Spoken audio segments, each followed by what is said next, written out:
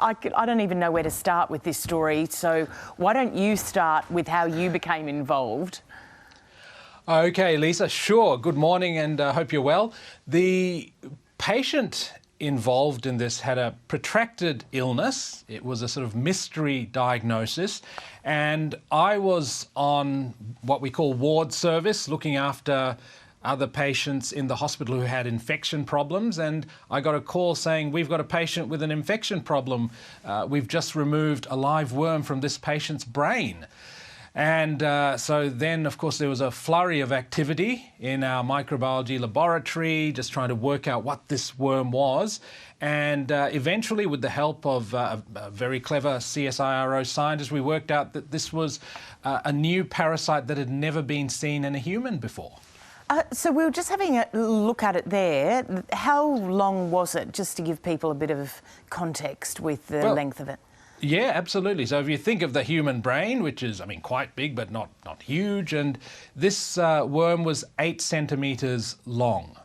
And it was alive and wriggling when our poor but very skilled neurosurgeon took it out with some forceps. Did the neurosurgeon go in thinking that there might be something in there?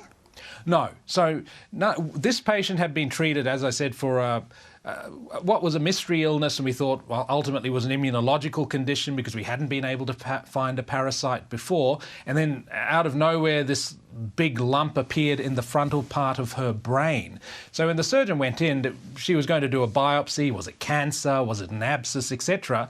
And suddenly, with her forceps, she's picking up this thing that's wriggling. And and she will tell you that she and everyone in that operating theatre were absolutely stunned. Yeah, so it was a 64-year-old woman from southeastern New South Wales who was the patient.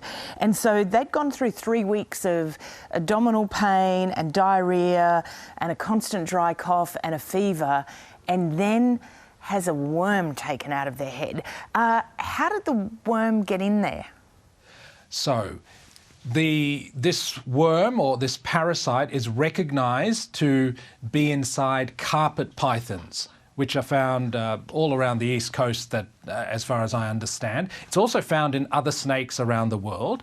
When the snake poos, it poos out the eggs of the parasite, and normally what happens in the animal world, small mammals or marsupials will eat grass, etc., and accidentally pick up those eggs of the parasite, and the parasite will develop in that mammal or marsupial. Then the snake will eat the mammal or marsupial, and the parasite will complete its life cycle. So we as humans are accidental hosts. It's not meant to get into us. But how did it get in? Sorry?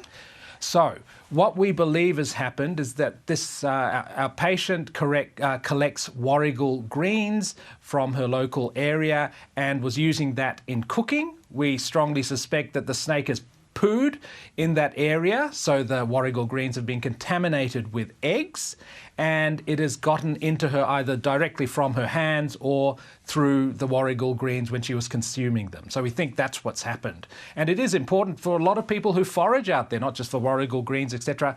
Just wash your hands after you've done that. Wow, how is she, by the way? Look, she left hospital after we got the worm out and we treated her, and she's in the community at the moment, but obviously we're just keeping a close eye on her given that this has never been documented anywhere else before. Sanjaya, thank you so much. I hope we haven't put too many people off their breakfast this morning, but this is fantastic on a medical level to understand what you might face on any given day. You have a great day, and thanks for coming on. Thank you so much, Lisa.